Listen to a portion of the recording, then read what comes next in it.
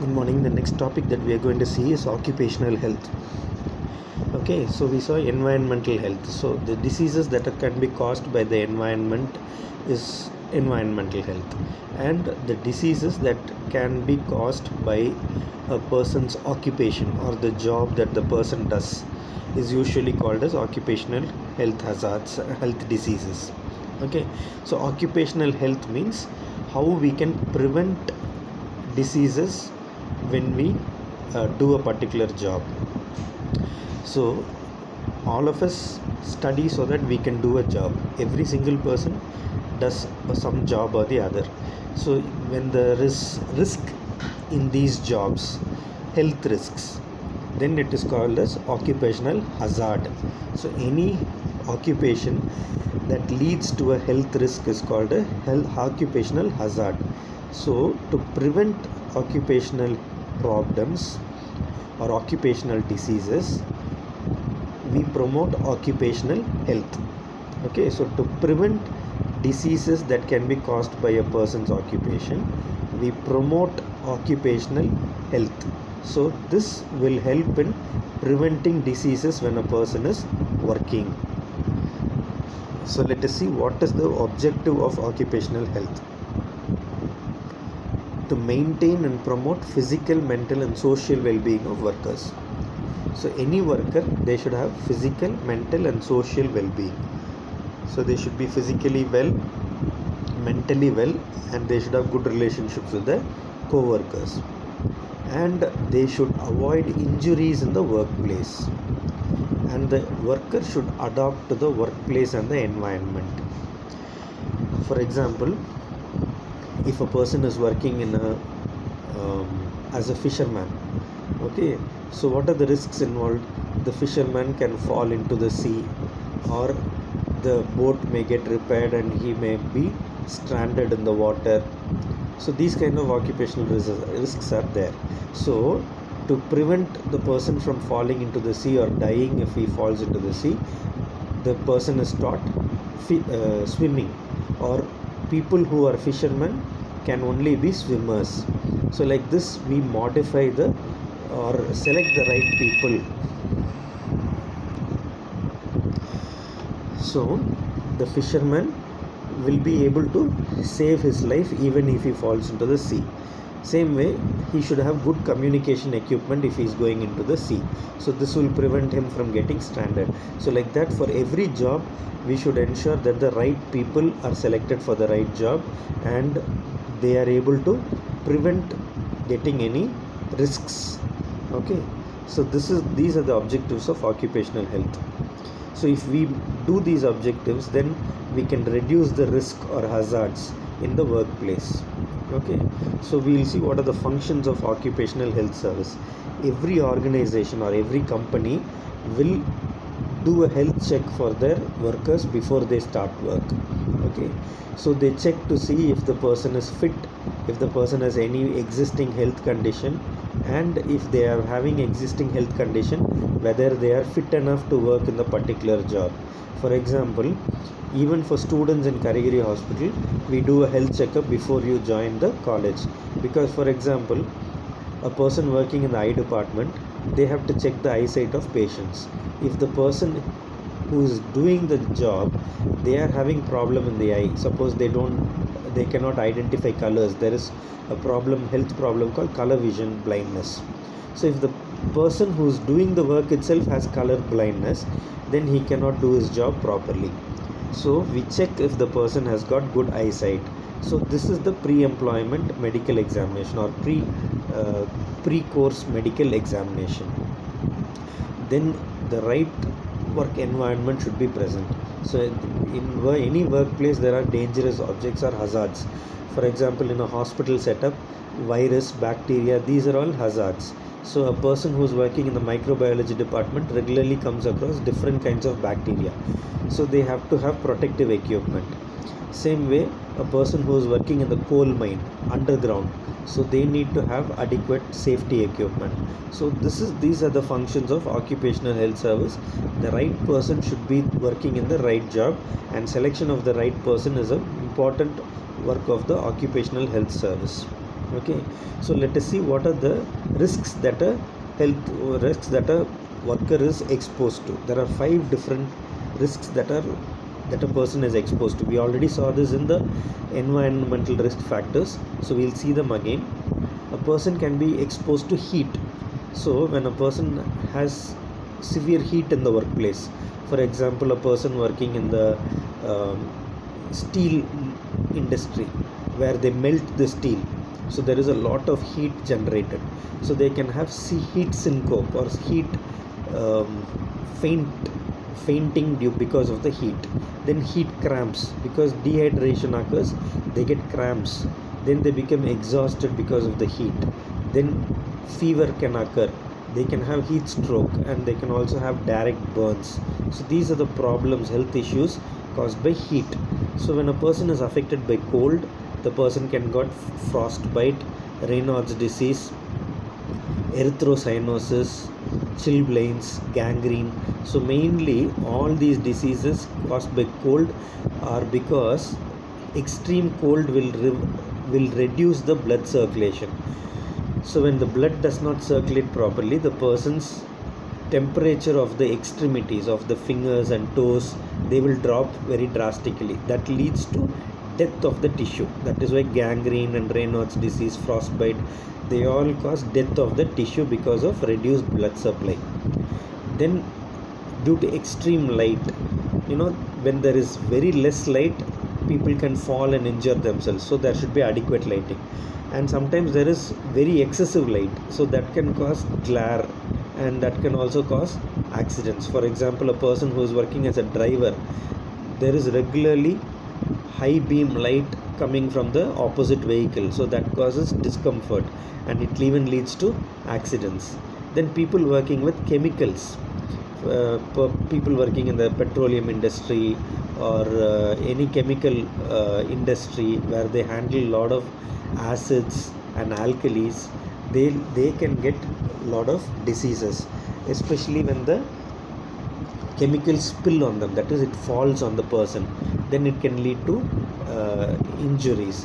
When the person inhales or breathes in the chemicals, that can also cause diseases. So the gas which goes inside the body can lead to various illnesses. So let us see how they can occur. For example, if they breathe the gas inside, then gas poisoning can occur.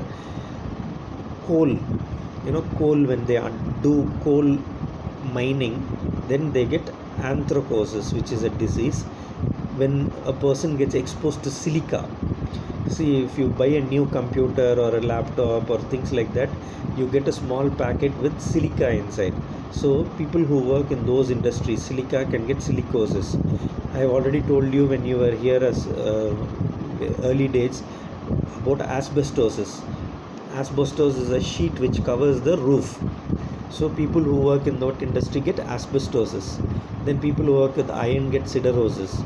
So like that, each, like cotton dust causes bisonosis, cane fiber called bagasosis, and hay or grain dust cause farmer's lung. So if you go and sit near the hay, sometimes you get this farmer's lung. So these are all due to breathing in chemicals which can cause lung problems and these diseases which we have listed here.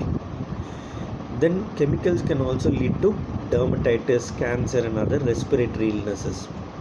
So what are dermatitis? Dermatitis is nothing but inflammation of the skin. Itis means inflammation, derm means skin. So inflammation of the skin, it occurs because when a person is exposed to various chemicals, like allergic reaction can occur. Person starts scratching, and that scratching can cause inflammation of the skin. So similarly, when there is any alkali or acid which falls on the skin, it can also lead to skin damage. Then the next type of hazard is the radiation hazard. Radiation means there are so many elements, and even X-rays, as we saw in the previous class, X-rays, exposure to X-rays can also lead to radiation. And people work with atomic power plant like Kalpakam, Kudankulam, these places, they work with atomic energy and other thing, nuclear energy. So they are exposed to radiation, and that can cause various cancers and other diseases like leukemia, aplastic anemia, congenital defects, sterility, that is they cannot have children, then problems of the skin cancer. So all these problems can occur because of radiation. Then atmospheric pressure. Some people work in high altitudes, that is they work on the hilly areas, or even people who are pilots, they go on the aeroplane at high this thing, so they can get severe headaches and joint pains, and there is air inside the arteries that can cause even death. Then cardiovascular diseases, deafness. So these are all problems. Even if you have gone to a hilly area like Kodaikanal, when you go on the car itself, you will be able to have some changes in your ear. So that is the change that occurs due to atmospheric pressure. Then electric workers, people who are electricians and others who work with the electric field, they get diseases like, problems like electric shock and burns. And when they are exposed to electric shock, they get ventricular flutter. So that is a problem of the heart.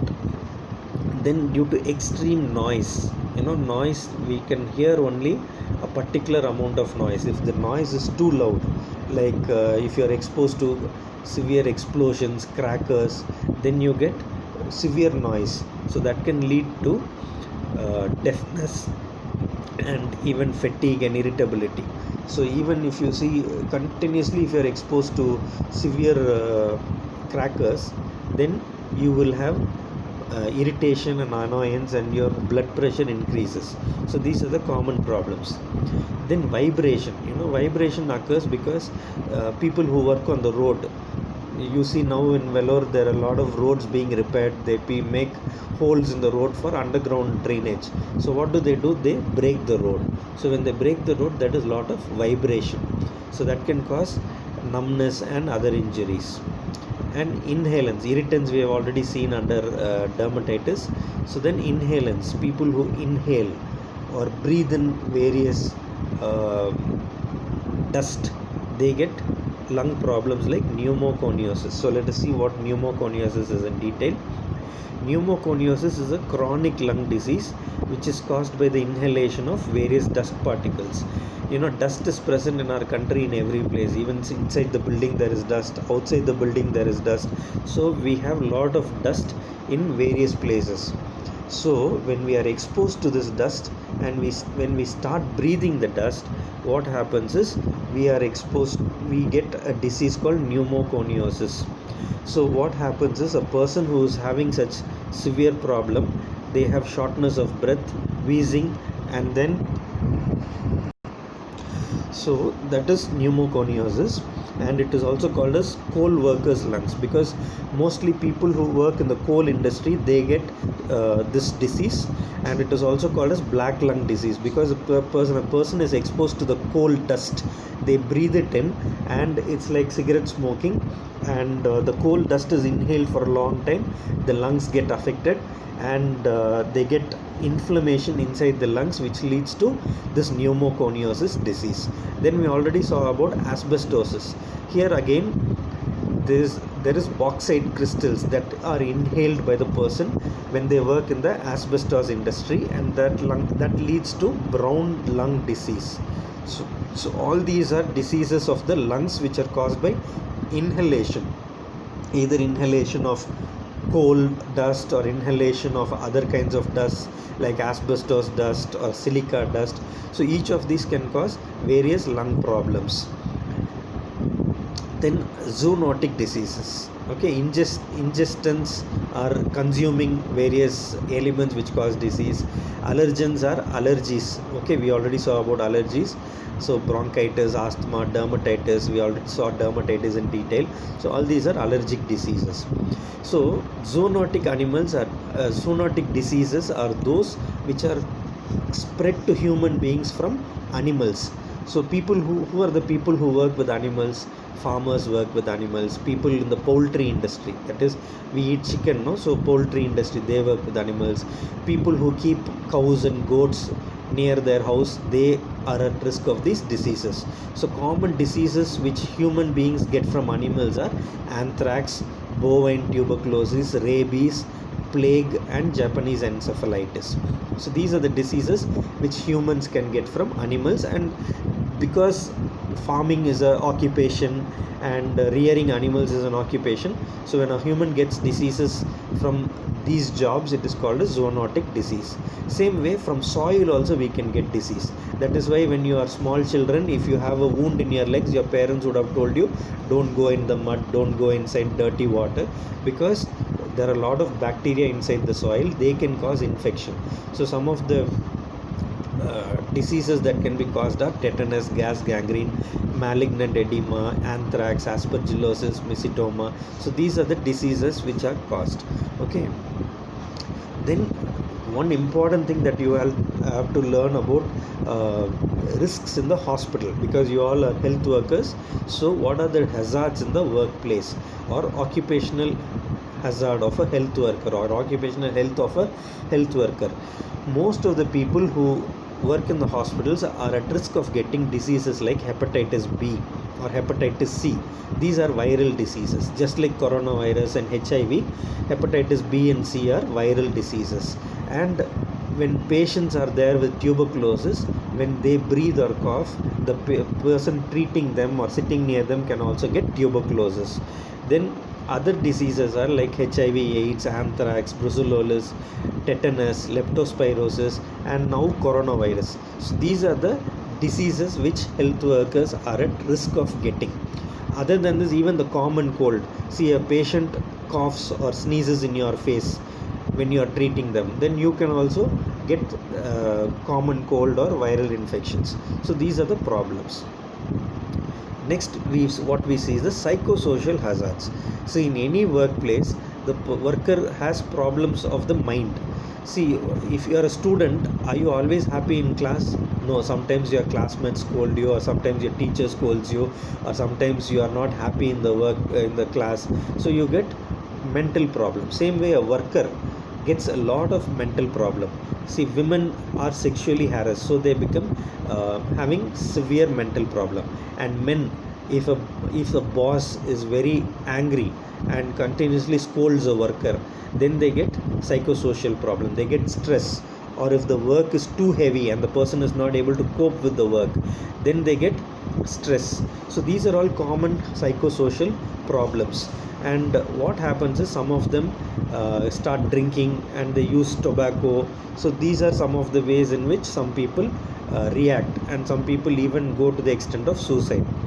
The other problems that you can see in a health of a person is a disease like depression, discouragement, boredom, anxiety, memory loss, frustration, irritability. These are all common mental problems that a person gets because of increased stress at the workplace. Okay, these are all psychosocial problems. Then there are physical problems that a person can get because of psychosocial problems. Things like musculoskeletal disorder. People feel back pain, neck pain, and ligament pain. They feel that their shoulders are paining, neck is paining. This is also a psychosocial problem. This is a physical problem caused by psychosocial disorder. When a person is stressed too much, they feel that they have neck pain, back pain, and other pains. They may not have actual pain, but because of the stress, they feel the pain in the body. Okay. Then we will see what the hand-arm vibration syndrome is. This we already saw, that a person who works in the road, to break the road, they use this heavy equipment which is a vibrating equipment. They are also called power drills or chainsaws. These can cause severe vibration when the person is using the hand to use the machine. So they get Raynaud's phenomenon, aches and pains. The whole body starts paining. Just imagine if somebody is shaking you very hard continuously. That's how the effect that the person using this vibration equipment will have. So they have severe body pain. So how do we prevent these occupational diseases? Okay, we can prevent occupational diseases through periodic examination, that is health checkup, regular health checkup. If you have regular health checkup, then you will be able to early identify these diseases, and you can undergo counseling and prevention methods to overcome the occupational diseases. Then we also need to have the right kind of equipment to do the right kind of job, so that you are not exposed to various kind of risks. For example, if there you are working in a coal mine or you are exposed to dust, then the company should have adequate ventilation so that all the dust is removed from the factory. That will prevent you from getting lung problems. And these are all written under the Factories Act and the Employees State Insurance Act of 1948, which we'll see later. So if all the companies follow these rules which are written in these laws, then the people will be safe from any risk. So how do we protect the workers? There are different ways in which the government tells that companies should act to prevent health problems to workers. First thing is nutrition should be provided. So that is why large companies will have canteen and store. They also have dining room so that the people who work have good nutrition. So nutrition is the first thing that a person needs to have to be able to work properly. Next is there should be communicable disease control. See, coronavirus is a communicable disease. It spreads from one person to another. So if even diseases like tuberculosis, typhoid, TB, these can also get spread from one person to another. So there should be methods of early diagnosis and treatment, good working environment and protective equipment. So that is why many big industries like BHEL and other companies, they have hospitals and doctors. Even VAT has its own doctor. Anyway, our institution is a hospital based institution, so we have doctors, but other institutions have doctors who work to check the workers. Then the companies or industry should have environmental sanitation. There should be good water supply, there should be toilet, there should be food, there should be proper garbage disposal, and there should be good cleanliness, adequate space, adequate lighting, adequate ventilation. All this helps in proper environmental sanitation, and if there is good sanitation, then it helps in preventing various diseases. So that is the next thing that will help in protecting the workers against diseases. Then there should be good mental health. So any person who works in any industry, they should be having less stress. They should not be too much stress. So there should be adequate checkup to see if the person is suffering from any mental illness like depression or sadness or stress. And if anybody is suffering from these problems, they have to be rehabilitated by referring them to a psychiatrist or a psychologist for counseling. Then the next important thing is for women and children. Every company that employs women, it should, now the company should not be employing children because it is prohibited, and companies which employ women, they should be giving maternity leave for women who are delivering children with 12 weeks of benefit under the ESI Act. And the company should also have facility for antenatal, postnatal services, and women should not be having night duty. If they are having night duty, then adequate transport should be arranged for the women. Then underground work should be avoided for women. And if the woman has young children, then large companies should have creche. Creche means a place where the young children can be left with supervision. And no children under the age of 14 should be employed by industries. Then family planning services and health education are the other factors that are given priority to protect the health of the worker. Okay, the next thing is the note on occupational cancer. See, this is something that I have written for your benefit because you need to know. See, cancer is a deadly disease.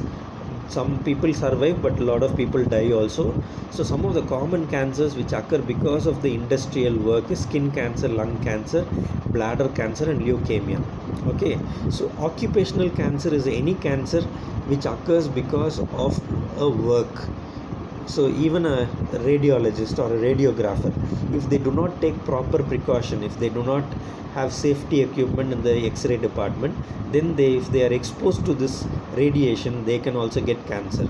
Same way, any person who is working with radiation equipment, they are likely to get cancer if they do not protect themselves.